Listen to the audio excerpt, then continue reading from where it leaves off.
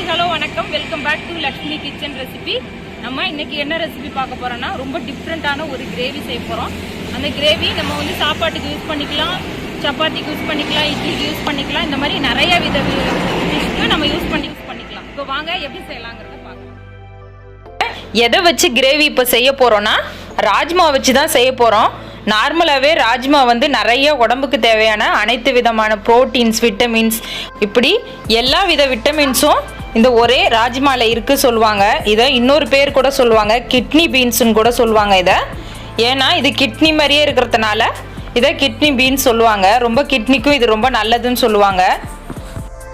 இது வளர்கிற குழந்தைங்களுக்கு கூட ரொம்ப நல்லது சொல்லுவாங்க. அதனால வீட்டில் உள்ள குழந்தைங்களுக்கு, பெரியவங்களுக்கு எல்லாருக்குமே இதை செய்து கொடுங்க, ரொம்ப நல்லது. நீங்களும் செய்து சாப்பிடுங்க. இப்போ வாங்க அதுக்கு தேவையான பொருளை நம்ம பார்க்கலாம். நான் 100 கிராம் ராஜ்மா எடுத்திருக்கேன். அதை நல்லா குக்கரில் ஒரு 2 விசில் விட்டு வேக வச்சு எடுத்து வச்சுருக்கேன். அடுத்து ஒரு உருளைக்கிழங்கு எடுத்து நல்லா வேக வச்சுட்டு மசிச்சு வச்சுருக்கேன்.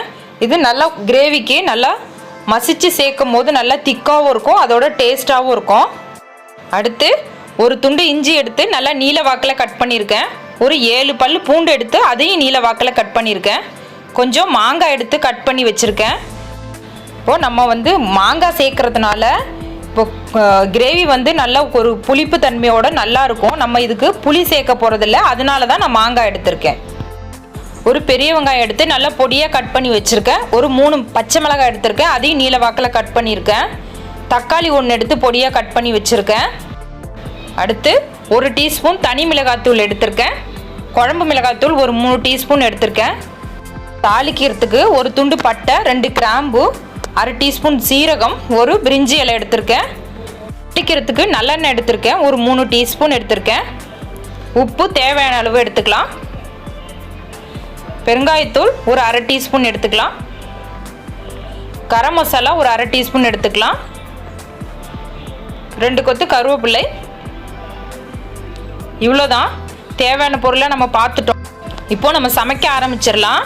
இப்போது நம்ம ஸ்டவ் ஆன் பண்ணிவிட்டு ஒரு கடாய் வச்சு, கடாய் சூடானோடனே நம்ம எடுத்து வச்சுருக்க நல்லெண்ணெயை சேர்த்துக்கலாம்.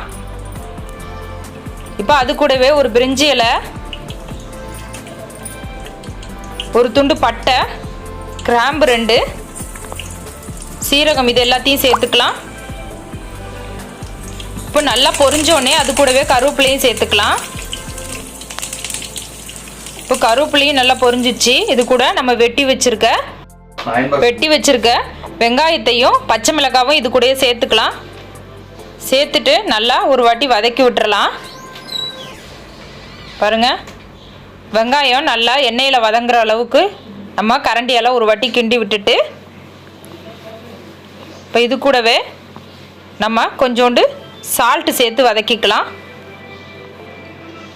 இப்போ சால்ட்டு சேர்க்கும் போது ஆனியன் சீக்கிரமாக வதங்கிடும், அதுக்காக தான் நம்ம கொஞ்சமாக சேர்த்துருக்கோம்.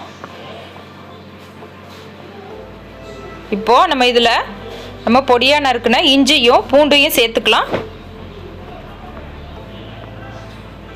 இப்போ நல்லா இதோட பச்சை வாடை போகிற வரையும் நல்லா ஒரு வாட்டி கிளறி விட்டுக்கலாம். பாருங்கள், பச்சை வாடை போயிடுச்சு. நம்ம வெட்டி வச்சுருக்க தக்காளியும் இது கூட ஆட் பண்ணிக்கலாம்.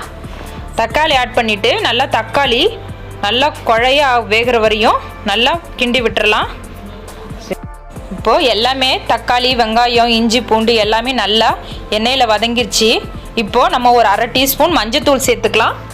இது கூடவே நம்ம எடுத்து வச்சுருக்க 1 டீஸ்பூன் மிளகாத்தூளையும் சேர்த்துக்கலாம். இப்போது நம்ம குழம்பு மிளகாத்தூளையும் இது கூடவே ஆட் பண்ணிக்கலாம். இப்போ ஆட் பண்ணிவிட்டு இதோட நல்லா எல்லாம் பச்சை வாடை போகிற அளவுக்கு நல்லா எண்ணெயிலே நல்லா ஒரு வாட்டி நல்லா கிளறி விட்டுக்கலாம். பாருங்கள், நல்லா மசாலா நல்லா ஒன்று சேர்கிற அளவுக்கு கிண்டி விட்டுட்டு, இப்போ நம்ம இது கூட கொஞ்சமாக பெருங்காயத்தூள் ஆட் பண்ணிக்கலாம். பெருங்காயத்தூள் நல்லா இது கூடவே சேர்கிற அளவுக்கு ஒரு வாட்டி கிளறி விட்டுக்கலாம். இப்போ ஏன் நம்ம பெருங்காயத்தூள் சேர்க்குறோன்னா உருளைக்கிழங்கு ஆட் பண்ணுறோம், அதுக்காக வேண்டி தான் இதில் பெருங்காயத்தூள் சேர்த்துருக்கோம். அடுத்து நம்ம வெட்டி வச்சுருக்க மாங்காயும் இது கூட சேர்த்துடலாம். மாங்காய் சேர்த்துட்டு நம்ம வேக வச்சு வச்சுருக்கோம் இல்லையா ராஜ்மா, இதையும் அது கூட சேர்த்துக்கலாம். இப்போ சேர்த்துட்டு நல்லா ஒரு வாட்டி கிளறி விட்டுக்கலாம். இப்போ பாருங்கள் நல்லா மாங்காய், ராஜ்மா, மசாலா இது எல்லாம் ஒன்று சேர்கிற அளவுக்கு நல்லா கிளறி விட்டுக்கலாம். பாருங்க நல்லா கிளறி விட்டுட்டேன். இப்போது இந்த ஸ்டேஜில் நம்ம கிரேவிக்கு தேவையான அளவுக்கு ஒரு டீஸ்பூன் சால்ட் ஆட் பண்ணிக்கலாம். பாருங்கள் உப்பு சேர்த்துட்டேன். இப்போ இது கூட கிரேவிக்கு ஒரு கிளாஸ் தண்ணி ஊற்றிட்டு நல்லா கிளறி விட்டுக்கலாம். இப்போ ரொம்ப கட்டியாக இருந்தது, அதனால தான் நான் கொஞ்சம் தண்ணி ஆட் பண்ணியிருக்கேன். இப்போது இந்த மாங்காய், ராஜ்மாலாம் நல்லா வேகிறதுக்கு ஒரு மூடி வச்சு 5 நிமிஷம் வேக வச்சிடலாம். இப்போது 5 நிமிஷம் ஆயிடுச்சு. இப்போ நம்ம மூடியை ஓப்பன் பண்ணி பார்க்கலாம். இங்கே பாருங்கள் நல்லா கொதிச்சு வந்திருக்கு பாருங்கள். இப்போது நல்லா இதை நான் கிளறி விட்டுட்டு நல்லா கிரேவி நல்லா வெந்திருக்கு. இப்போ இது கூடவே நம்ம மசிச்சு வச்சுருக்க உருளைக்கிழங்கையும் சேர்த்துக்கலாம். இப்போ உருளைக்கிழங்கு போட்டுட்டு நல்லா ஒன்று சேர்கிற அளவுக்கு நல்லா கரண்டியால் நல்லா கிண்டி விட்டுடலாம். பாருங்கள் நல்லா உருளைக்கிழங்கு கிரேவி கூட சேரும் போது நல்லா திக்காகவும் இருக்குது.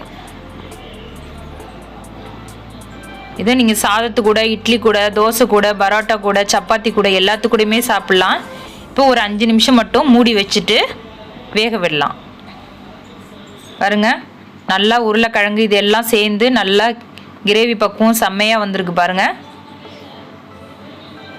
மாங்காய், உருளைக்கிழங்கு இது எல்லாம் சேர்ந்து நல்லாவே வெந்துருச்சு. இப்போது இந்த ஸ்டேஜில் கொத்தமல்லி ஆட் பண்ணிவிட்டு நம்ம அடுப்பை ஆஃப் பண்ணிடலாம். இப்போ நம்ம செய்த ராஜ்மா கிரேவி ரொம்பவே சூப்பராக ரெடி ஆயிடுச்சு. இப்போ இதே மாதிரி நீங்களும் வீட்டில் செய்து பாருங்கள். செய்து பார்த்துட்டு உங்கள் ஃபீட்பேக்கை என்னோட கமெண்டில் சொல்லுங்கள். பிடிச்சிருந்தா லைக் பண்ணுங்கள். சப்போஸ் பிடிக்கலனா டிஸ்லைக் பண்ணிவிட்டு என்னோட கமெண்டில் சொல்லுங்கள். நெக்ஸ்ட் ரெசிப்பியில் கண்டிப்பாக சேஞ்ச் பண்ணிக்கிறேன். மறக்காமல் சப்ஸ்கிரைப் பண்ணிவிட்டு பக்கத்தில் உள்ள பெல் பட்டனை கிளிக் பண்ணிடுங்க. உங்கள் ஃப்ரெண்ட்ஸ், ரிலேட்டிவ்க்கெலாம் ஷேர் பண்ணுங்கள். தேங்க்யூ. உங்கள் லக்ஷ்மி.